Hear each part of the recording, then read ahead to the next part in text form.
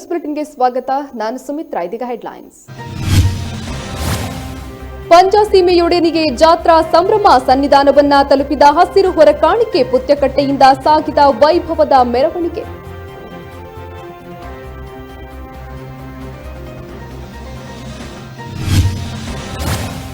ವಿಧಾನಸೌಧದ ನೂತನ ಕಚೇರಿಯಲ್ಲಿ ವಾಸ್ತು ಹೋಮ. ಶಕ್ತಿ ಕೇಂದ್ರದ ಪೂಜೆ ನೆರವೇರಿಸಿದ ಸಚಿವ ಎಸ್ ಅಂಗಾರ. ಪೂಜೆಯ ವೇಳೆ ಭಾವುಕರಾಗಿ ಕಣ್ಣೀರು ಹಾಕಿದ ಸಚಿವರು.